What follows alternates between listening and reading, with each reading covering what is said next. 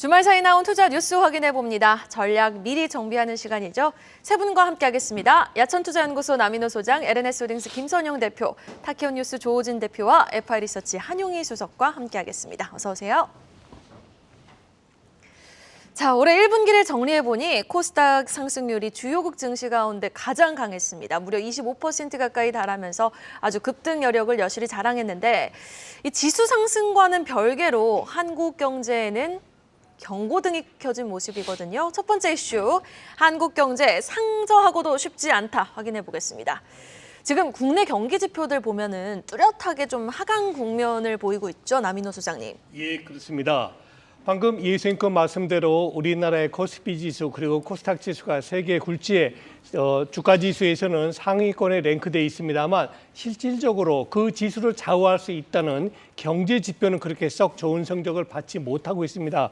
국내에서 핵심 경기 지표로 꼽히고 있는 10개 지표 중에서요, 자그마치 7개가 하강 내지는 침체 국면에 있다라고 분석이 나오고 있습니다. 작년 이맘때만 해도, 작년 상반기만 해도 전체 10개 중에서 7개가 그래도 견조한 모습 보이는데요. 지금은 그 반대로 3개 정도만 좋고 나머지 7개는 안 좋은 쪽으로 방향을 잡고 있습니다.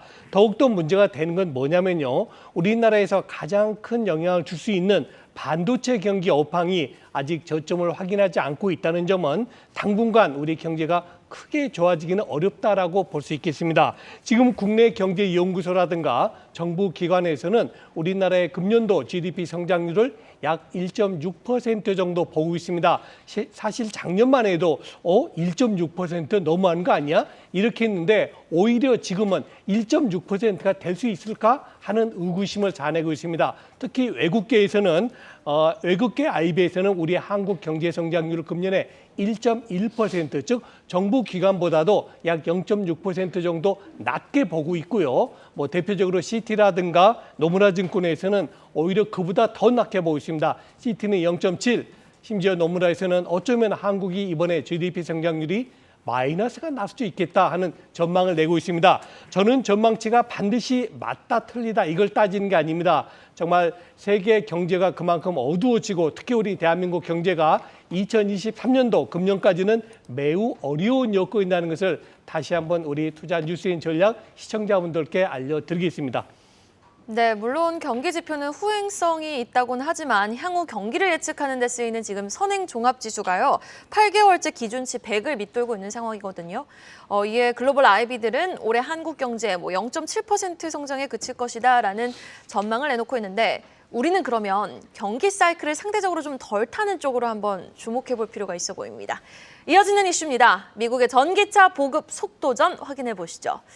자, 우리가 시장에서 이렇게 전기차다, 배터리다 언급을 매일 하고 있지만요. 실상을 보니까 작년 미국 전역에서 판매됐던 신차는 전기차가 비중이 6%밖에 안 된다고 하더라고요. 그런데 미국이 이 전동화 속도에 칼을 빼드는 뉴스가 주말 사이 나왔어요. 네, 맞습니다. 최근에 보시면 이제 비아디와 테슬라를 위주로 이제 전 세계 전기차 판매량에 대해서 얘기를 하고 있는데요. 사실상 비아디는 잘 아시겠지만 중국 내에서 판매하는 게 거의 압도적이고요. 근데 전 세계에서 내수가 가장 뛰어난 국가는 미국입니다. 근데 그 미국에서 지금까지 전기차가 6%밖에 판매되지 않았다는 부분은 이제 관련 미국의 전기차 시장에 대해서 여러분들이 앞으로 어떻게 될 것인가 한번 생각해 보실 필요가 있을 것 같고요. 전기차 시장에 대해서 우려하는 목소리가 많은데 굳이 우려할 필요가 있을까라는 그런 기사를, 그런 내용을 좀 뒷받침해 주는 기사를 보시면 될 것 같습니다. 미국 정부가 2032년까지 전기차 신차 판매량을 기존의 10배 이상으로 늘릴 계획을 가지고 있다는 내용을 발표했는데요. 이는 IRA 발효에 이어서 이제 온실가스 배출량 통제까지 활용해가지고 보급 확대에 나서겠다는 그런 내용입니다.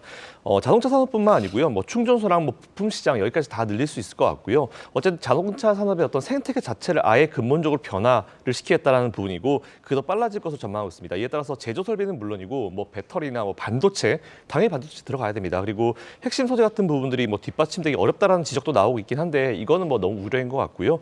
일단 자세한 목표 기준을 보면은 작년에 신차 기준 5.8%에 불과한 미국 내 전기차 판매 비중을 2032년까지 67%까지 확대하겠다는 내용입니다. 사실 앞에서도 말씀드렸지만 미국이 전 세계에서 내수는 1위 국가입니다. 이는 미국의 환경보호청이 내세운 목표인데 최근에 바이든 행정부의 어떤 드라이브와 함께 연결해서 충분히 생각해 보실 수 있는 내용이고요. 조 바이든 대통령이 이제 2030년까지 전기차 판매량을 신차의 50%까지 올리겠다는 계획을 했었는데 이걸 이어받아 사실 이게 나온 게 2021년도였는데 이거보다 더 빠르고 높은 목표치를 설정했다라고 좀 보시면 될 것 같습니다. 또한 유럽이 2032년 내연기관차 퇴출을 선언을 하면서 미국이 전기차 시장의 주도권을 좀 잡겠다라고 이제 경쟁적으로 나서는 것으로 좀 풀이해 보시면 좋을 것 같고요. 물론 이제 기존의 내연기관 자동차 산업의 일자리 축소 등 관련 문제도 있겠지만 뭐 이미 전기차로 가는 거는 대세로 좀 굳어진 것 같습니다. 이에 따라서 관련주들 뭐 중간에 뭐 악재성 요인이 있다라고 하긴 하지만 앞에서도 말씀드렸지만 결국 비아디와 테슬라거든요. 근데 비아디는 중국 내 판매량이 높고 테슬라는 전 세계 판매량이 높은데 전 세계에서 내수가 가장 큰 미국에서도 이제 판매량을 늘리겠다라고 한 거 보면은 앞으로 전기차 시장이 어떻게 될 건지 여러분 충분히 이해하실 수 있을 겁니다. 네, 알겠습니다. 그런데 지금 또 코스닥 시장을 보면은 예탁 대금이 늘었고 2차 전지 외로도 좀 수급이 확산될 수 있는 여력이 생겨 있거든요. 이 상황에서도 뭐 2차 전지, 배터리 셀, 양극재를 비롯한 뭐 관련주들이 호재성 뉴스를 좀 얼마나 더 반영을 할 수 있을까요? 오늘 주말 사이 이게 또 이슈가 나왔던 거거든요. 그래서 와, 2차 전지 더 갈 수 있는 가능성은 있겠다라고 생각을 하는데 사실 네. 가격적인 측면이 너무나 부담스럽죠. 이거는 이제 그 어떤 투자자 입장에서 차익 실현 매물이 나오다 보면은 그게 이제 부담이 될 텐데 저는 2차 전지는 뭐 다들 아시다시피 계속적으로 좀 성장할 수 있는 산업이다라고 생각을 하고 여기서 아까 김성현 대표님이 말씀하셨던 것처럼 저도 동의를 하는 게 테슬라가 가장 큰 수혜를 받을 것 같다라는 생각을 해요. 왜 그러냐면 이번에 그 IRA 법안에서 발표된 내용을 보셨을 때는 사실 테슬라는 모델 3 리어 휠 드라이브만 빼고 전체 메인 모델 Y 롱레인지 같은 경우에는 $7,500 전체 보조금을 받게 되는 거거든요. 근데 그 다른 경쟁사들 있죠. GM이나 포드는 이제 메인 모델이 그 마기, 그 다음에 머스탱 마기고, 그 다음에 GM 같은 경우에는 뭐 다들 뭐 캐딜락 리릭이라고 하시지만은 그 지난 분기 판매량 보시면은 한 9,000대도 안 되는 수준이었고, 그래요? 10,000대도 안 되는 수준이었거든요. 네. 근데 저는 GM이나 아니면 포드 메인 모델 같은 경우에는 GM 메인 모델은 사실 볼트죠. 볼트는 일단 반토막 $3,750인데 지금 테슬라 메인 모델인 모델 Y 롱레인지 같은 경우는 전체 받을 수 있다 보니까 저는 앞으로는 시장 장악력이 더 세질 것 같다. 그러면은 테슬라 밸류 체인들을 좀 보셔야 된다라고 좀 말씀을 드리고 싶고요. 그다음에 그 2차 전지 셀 업체들 뭐 완성셀도 당연히 좀 수혜를 받을 수 있을 것 같다라는 생각이 든 게 뭐냐면 그 지난주에 LG 에너지 솔루션 실적을 좀 발표하면서 그 1분기에 코멘트가 있었습니다. AMPC, 그러니까 생산세 공제에 대한 내용이 발표가 됐는데 전체 중에서 AMPC 그 1분기 반영된 수치만 봤을 때 1,000억 원이 넘는 수치입니다. 근데 IRA가 이제 시작을 했는데 1,000억 원이 넘는 수혜를 받았다? 저는 그러면 앞으로 더 캐파가 늘어날 가능성이 좀 높다라고 생각을 하고 있고요. 지금 배터리 텍스 크레딧만 보시면은 셀이 $35, 킬로와트당 $35고 모듈이 킬로와트당 $10 수준인데 지금 미국에서 공장 계속적으로 지어지고 있다 보니까 저는 완성셀 업체들도 당연히 좀 수혜를 받을 수 있을 것 같다라고 말씀을 좀 드리겠습니다. 네, 뭐 테슬라가 가장 큰 수혜가 예상된다. 테슬라 밸류 체인을 보자. 여기다 완성차 업체들도 일부 좀 수혜가 예상된다라고 하셨는데 2주 전에 한영일성님이 양극재 안에서 좀 덜 오른 LNF를 보자. 상승 여력이 있다라고 말씀해 주셨는데 언급 이후에 굉장히 탄력이 좋았거든요. 지금도 LNF를 뭐 최대 수혜지라고 보십니까? 저는 최대 수혜라고는 보고 있어요. LNF 요? 물론 에코프로 BM, 에코프로 역시도 같이 성장할 수는 있겠지만은 상대적으로 덜 오른 LNF 같은 경우 저는 지금 미국 주정부랑 주 3회 미팅을 한다라는 게 이제 주총에서 나왔었고 그다음에 그 논바인딩 계약은 이제 풍문이다라는 얘기들이 나왔었는데 저는 LNF를 좀 탑피로 꼽고 싶고 이제 음극재 쪽도 계속적으로 좀 보셔야 되는 게 뭐냐면은 음극재 쪽에서는 지난주에 좀 이슈가 있었죠. 그러니까 아이오닉 6에 대한 차세대 모델에 대해서는 그러니까 실리콘 함량을 10%를 늘리겠다라고 네네. 했는데 제가 봤을 때는 대주전자진료는 좀 탑픽이고요. 그다음에 뭐 이녹스 같은 경우에 TRS를 비상장 회사로 갖고 있다 보니까 이녹스도 한번 보시면 되는데 항상 이 음극재 같은 경우는 같이 따라오는 게 뭐냐면 이 스웰링 현상이라고 해가지고 배터리가 부풀게 되는 현상이 있습니다. 왜냐면은 흑연 같은 경우에 쉽게 말씀드리면 딱딱하고 실리콘 메탈 같은 경우에 좀 유연성을 가지게 돼가지고 이제 그 리튬이온 배터리가 충방전을 할 때 스웰링 현상이 나타나는데 그럼 이 부풀게 되는 현상을 좀 잡아줄 물질이 뭐냐? CNT 도전제. 그러면은 우리가 봤을 때 나노 신소재까지 한번 보시면 좋겠다라고 말씀을 좀 드리겠습니다. LNF에 이어서 음극재는 이녹스까지 그리고 CNT 도전제까지 한번 관련 종목들 찾아서 주목해보자라고 말씀해 주셨습니다. 자, 이어지는 소식입니다. 지난 금요일 메모리 감산 소식에 우리 증시 훈풍을 불어넣어준 게 바로 또 삼성전자죠. 관련 뉴스 한번 터치해볼게요. 감산하면서 투자 규모는 줄이지 않는 삼성. 50조 원에 이르는 투자를 좀 이어가겠다라고 밝혔죠. 네, 그렇죠. 자, 삼성전자가 이번에 또 한 번 위기를 기회로 전환시킬 기회를 잡고 있습니다. 자, 과거에도 우리 반도체 업계에는 두 번의 큰 위기가 있었습니다. 한 번이 바로 1997년도와 8년도였죠. 여러분, 지금은 삼성전자와 SK하이닉스 투탑으로 가고 있습니다만 원래 우리나라는 세 개의 반도체 회사가 있었습니다. 삼성전자가 1등이고요. 그다음에 현대전자 그리고 LG반도체가 있었습니다. 바로 그 LG반도체하고 현대전자가 합쳐진 기업이 지금은 SK하이닉스다라고 말씀드리겠습니다.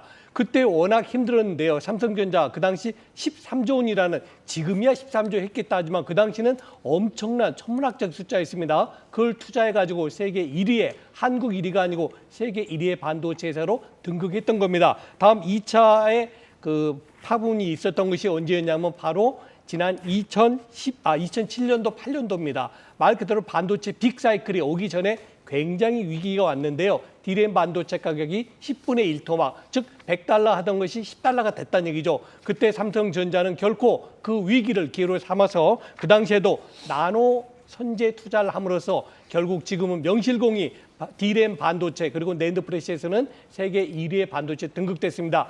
이번에 삼성전자가 또 한 번 그런 승부수를 던졌습니다. 자료화면 나오고 있습니다만 과거에도 삼성전자는 20에서 30조 정도의 투자를 하고 있습니다. 그런데 지금 오히려 업황이 안 좋아서 반도체 분야에서 적자가 났다면서 오히려 이번에는 45조에서 50조를 금년에 투자하겠다는 얘기입니다. 이 이야기 뭡니까? 지금 1등을 더 확고히 하고 두 번째 영업이익이 6천억 났다 그래가지고 반도체 그 전년 동기 대비 95% 떨어졌다 해서 지난주에 주가 올라간 거 아닙니다. 바로 뭡니까? 재고 자산이 지금 45조가 있는데요. 그거를 어떻게 할 거냐? 거기에 답을 줬죠. 좋다. 일부 D램에 대한 그 재고가 줄 때까지는 감산하겠다. 일부 감산입니다. 전면 감산 아니고. 이것이 바로 시장에서 환호를 했던 거죠. 그러면 뭐야? 이 45조 재고가 없어지면 이제 또 한 번 지난 5년 전처럼 D램 사이클이 빅 사이클이 올 수 있다는 얘기야. 그러면서 외국인들이 선호했던 겁니다. 자, 결론입니다. 저는 이렇게 봅니다. 만일 반도체 D램이나 낸드가 2분기가 저점이라 그러면 이미 삼성전자 하이닉스 사기 늦었고요. 반대로 3분기가 저점이다 그러면 지금이 가장 반도체에 투자하기 적기다라고 정리를 하겠습니다. 네, 알겠습니다. 사실 이 감산 소식이 주가 반등의 서막을 알리는 걸지 아니면 반등 요소의 피날레가 될지는 좀 지켜봐야 되는 상황에서 삼성전자 주가가 작년 6월 수준 6만 5천 원대까지 올라왔거든요. 저항대라면 저항대를 할 수 있는 이 구간에서 감산과 공격적 투자 단행 모멘텀 주가가 좀 얼마나 더 반영을 할 수 있을까요? 한용희 수석님. 저는 그 삼성전자가 지난주 금요일 날 실적 발표를 했는데 예상보다 조금 많이 떨어졌었잖아요. 그러니까 컨센보다 많이 영업이익이 하회했었던 내용이 있었는데 사실 그 투자자들이 이 실적에 초점을 맞춘 게 아니고 감산에 대한 초점을 맞춘 것 같습니다. 그래서 인위적인 감산을 하겠다. 그러니까 쉽게 말씀드리면 웨이퍼 판 투입하지 않겠다라고 좀 발언을 하면서 삼성전자, SK하이닉스가 강하게 쏘는 현상이 발생을 했는데 결국에는 지금 다들 투자자들은 무슨 생각을 하시냐면은 최악은 통과하고 있지 않나라는 생각을 하시겠죠. 그러면은 업계 1위 삼성전자가 메모리 웨이퍼를 투입하지 않는다, 웨이퍼판을 투입하지 않는다. 그러면은 감산이 시작된 거고, 그럼 감산을 빠르게 하다 보면 재고 소진이 될 거고, 재고 소진이 빠르게 되면은 가격이 다시 상승할 수 있는 여력이 생기지 않나. 그러면은 지금 최악은 통과하고 있지 않나라는 생각을 하시는 것 같습니다. 근데 지금 반도체를 생산하는 이제 DS 부분이죠. DS 부분에서는 아직까지 잠정 실적이기 때문에 컨센으로 보자면은 시장 예측에서는 이제 한 4조 원대 영업 손실을 추정을 했었는데 이쪽을 방어한 게 갤럭시 S23 이쪽이지 않았나, MX 부분이지 않았나라는 생각들을 많이 하시는 것 같습니다. 그래서 일단은 그 MX 부분에서 사실 효자 역할을 이번 분기에는 굉장히 잘해줬다라고 말씀을 좀 드릴 수 있겠고, 그다음에 이번에 반도체를 좀 투자를 해보겠다라고 하시면은 저는 삼성전자, 하이닉스보다는 조금 장비주들의 초점을 맞추시는 게 좋지 않을까라고 생각을 하는 이유가 계속적으로 좀 파운드리 쪽에서는 삼성전자가 좀 계속 공격적인 투자를 할 것 같다라는 생각을 하고 있습니다. 왜 그러냐면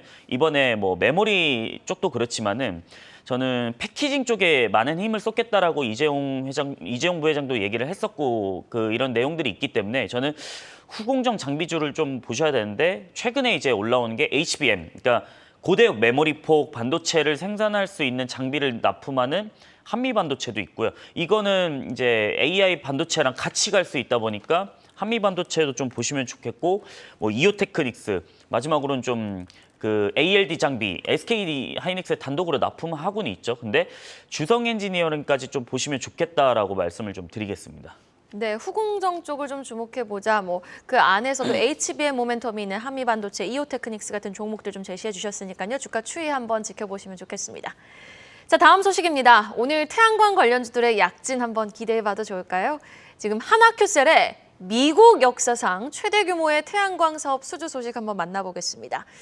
지금 한화큐셀이 역사상 최대 규모의 태양광 발전 사업 수주가 아니라요, 미국 역사상 최대 규모의 사업을 따냈습니다. 어떤 내용입니까? 네, 일단 이것도 IRA의 영향이라고 보시면 될 것 같고요. 일단 태양광 하면 근데 중국이라는 생각이 바로 좀 연결이 되기 때문에 앞으로 이제 태양광에서 어떻게 미국 쪽 시장에서 이제 선점을 할 수 있을지 그 부분 좀 체크해 보시면 좋을 것 같습니다. 일단 한화큐셀, 이제 큐셀 부분이죠. 보통 하나솔루션의 큐셀 부분입니다. 이제 한화큐셀이 미국의 태양광 개발업체인 서밋리지 에너지에 이제 태양광 모듈을 총 250만 개를 공급한다는 소식이 나왔습니다. 그리고 이제 이 사업 기준으로는 역대 최대 규모다라고 좀 보시면 될 것 같은데요. 일단 이 계약을 시작으로 한화큐셀은 미국의 IRA 시행에 따라서 급성장하는 이제 현지 태양광 시장을 정조준해서 내년 말 소재부터 완제품인 모듈까지 태양광 밸류체인을 미국에 구축할 예정이다라는 그런 내용을 발표를 했습니다. 일단은 이번 계약 규모 같은 경우는 지난해 이제 미국의 41개 주 그리고 워싱턴 DC에 설치된 커뮤니티 솔라 프로젝트 설치 용량이 5.6기가와트였는데 이번에 이제 그 계약 규모가 1.2기가와트 규모입니다. 4분의 1, 거의 5분의 1이 좀 안 되는 수준, 굉장히 큰 규모라고 보시면 될 것 같고요. 업계에서는 이번 계약 금액 자체를 수천억대로 이제 추정하고 있는데 일단 이게 처음으로 이어졌고 앞으로 얼마나 IRA의 영향을 받고 앞으로 이어지는지 이 부분 체크해 보시면서 투자 이어가 보시면 좋을 것 같습니다. 네, 알겠습니다. 이렇게 어마어마한 쾌거를 이루게 된 한화큐셀, 여기다 지금 미국 해리스 부통령이 하나솔루션 조지아 공장을 방문하면서 미국에 있는 우리 기업 사업장을 최초로 방문하는데 태양광 관련주들 오늘 좀 강한 반등 한번 기대해봐도 좋을까요? 저는 탑픽은 하나솔루션이라고 생각을 하는 이유가 뭐냐면, 그러니까 IRA 최대 수혜를 받을 수 있을 가능성이 굉장히 좀 높다. 근데 아까 LG에너지 솔루션도 1분기부터 지금 수혜가 나타나기 시작했는데 하나솔루션도 이렇게 공격적인 계약 공급 계약을 맺다 보면은 저는 좀 성과를 낼 가능성이 높다라고 생각하는 이유가 지금 미국 내에서 기가와트 기준으로 태양광 모듈 생산할 수 있는 기업이 딱 두 곳입니다. 하나솔루션하고 퍼스트솔라. 근데 퍼스트솔라 주가 보시면은 고공행진했죠. 근데 하나솔루션은 그동안에 이제 거래 정지 때문에 그동안에 많이 못 받은 것도 있었습니다. 근데 그만큼 좀 상승 여력은 있다라고 생각을 하고 있고요. 근데 또 이게 섹터가 나눠져요. 그러니까 뭐 한 섹터 안에서 둘 다 이제 경쟁을 하는 게 아니고 하나솔루션은 이제 주거용, 그다음에 퍼스트솔라는 이제 산업용 이쪽으로 쓰인다고 보시면 되는데 각자 이제 타겟할 수 있는 그쪽 섹터가 좀 나뉘어져 있다. 그래서 각자의 영역에서 좀 많이 IRA 법안에 대한 수혜를 많이 가질 수 있다라고 생각을 하고 있고, 그다음에 조지아의 이제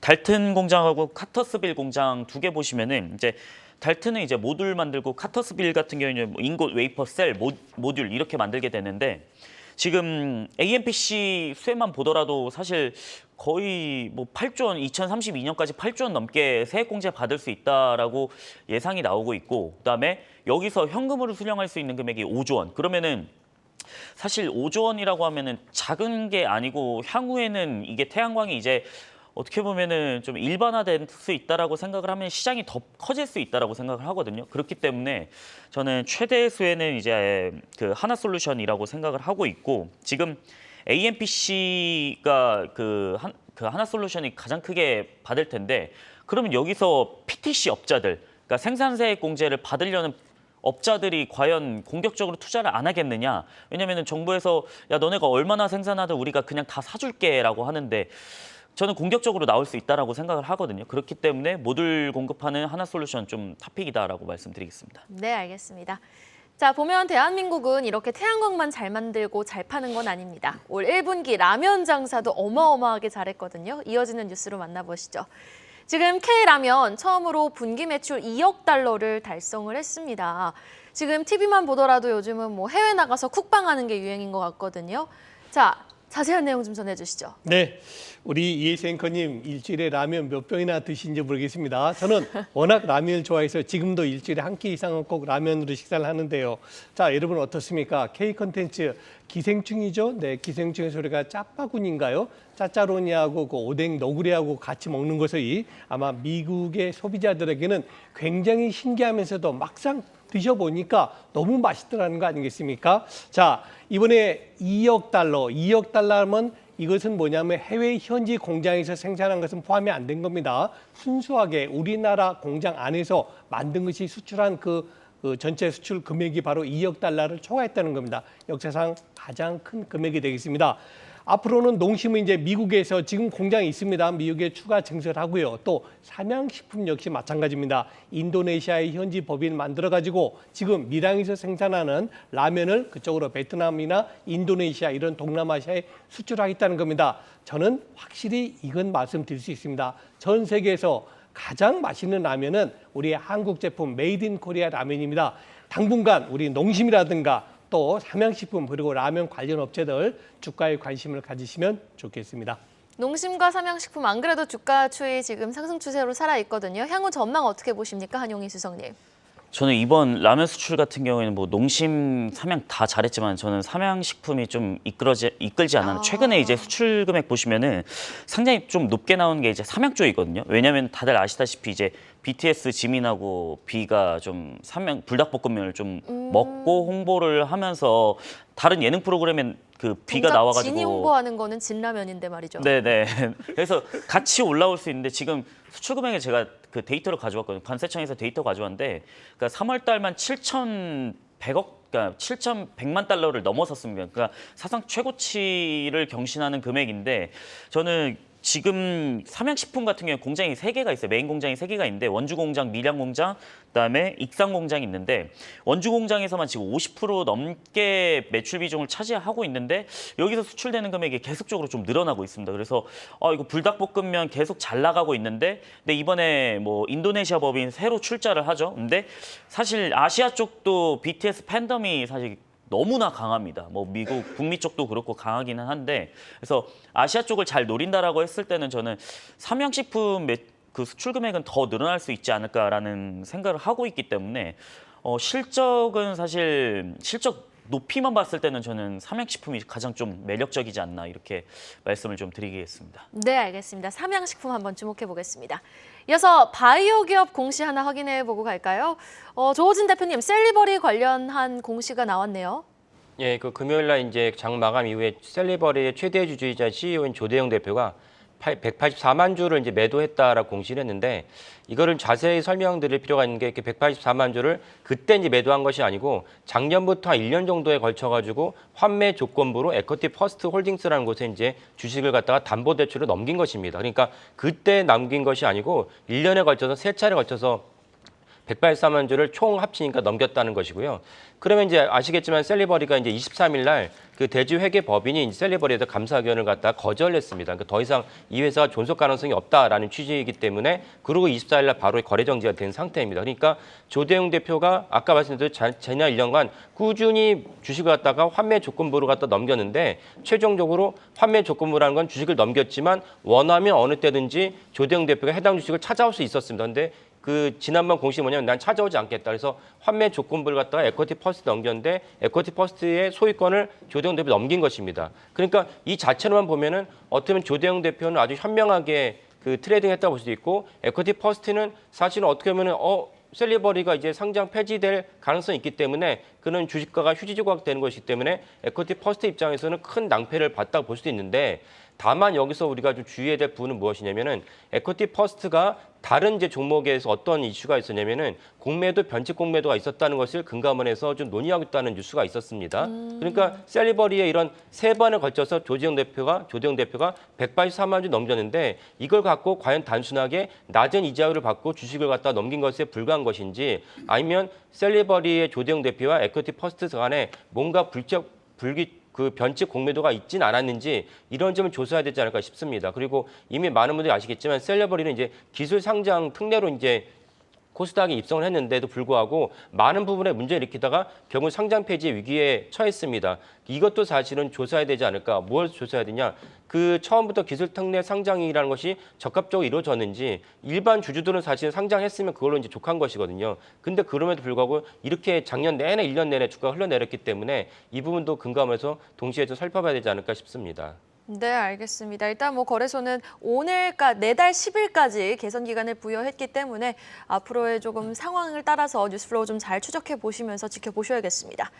자, 이어지는 이슈입니다. 국내 기업 CEO들의 잇따른 해외 시장 개척 한번 확인해 볼 텐데요. 주말 들어서 좀 뉴스가 많이 나온 것 같아요. 어떤 기업의 어떤 CEO가 어떤 행보를 이어갔습니까? 네, 최근 들어 우리나라 국내 CEO들이 해외에서 뭔가 활동을 많이 하고 있습니다. 뭐 잘 아시는 대로 삼성전자, SK하이닉스 이미 가 있고요. 그리고 이제 전기차에 힘을 실는 LG 구자원 회장이 유럽의 3개국 독일, 폴란드 그리고 세르비아에 방문했습니다. 이에 따라서 최근에 인수한 유럽 최대 생산 기업이죠. 이제 LNK를 통해서 이제 전통적인 어떤 완성차와 전기차 분야의 유럽에서 LS의 입지를 좀 더 굳건하게 하겠다라는 이런 의지로 좀 보시면 될 것 같고요. 그리고 또 SKIT 같은 경우는 김철중 회장이 폴란드에 가 있습니다. 이에 따라서 배터리 분리막 이제 북미 수출의 교두보를 마련하기 위해서 발로 좀 열심히 뛰고 있고요.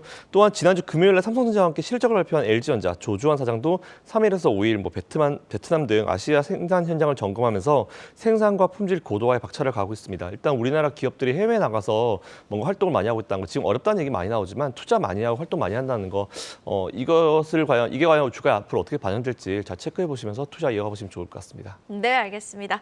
마지막 이슈는 공시 내용으로 한번 다시 마무리해 보도록 하겠습니다. 조호진 대표님, FNF 홀딩스에 관련한 공시가 또 나왔죠? 예, FNF 홀딩스의 최대 주주인 김창수 회장이 이제 86만 주가 넘는 주식을 이제 매도했다는 공시인데 그 다음 공시를 연달아 보면은 그 매도한 금액을 FNF 홀딩스 김창수 대표의 개인 회사라고 할 수 있는 FN코가 이제 전량 인수했습니다. 그러니까 사실은 지분을 갖다 교환한 거기 때문에 FNF 홀딩스 자체의 기업의 본질적인 가치는 변화가 없다라고 이해하시면 되고요. 결국 이렇게 바꾸는 주식을 수합한 거는 뭐 본질적으로는 이제 그 지배 구조를 강화하면서 김창수 대표도 결국 이제 아들에게 물려줘야 되기 때문에 상속세나 이런 걸 감안해서 이제 처한 조치가 아닐까 싶습니다. FNF 홀딩스는 결국 FNF라는 회사가 중요한 것인데 FNF는 뭐 아시겠지만 미국 MLB 라이센스를 들여와서 중국은 농구는 인기가 많지만 농구와 축구는 인기가 많지 야구는 인기가 없거든요. 근데 반미 정서가 강한 미국에서 MLB 라이센스를 해서 엄청난 이제 인기와 그 매출 올린 기업이 FNF입니다. 이 점도 주목하시면서 FNF와 FNF 홀딩스 자체에 본질적 가치는 없고 차이는 없고 다만 MLB라는 이제 또 다른 뷰티 사업을 벌이고 있습니다. 작년부터 벌이고 있는데 이 점도 사실은 되게 주목할 만하고 또 FNF가 동남아로도 확대하고 있습니다. 이것도 긍정적 요소라고 볼 수 있겠습니다.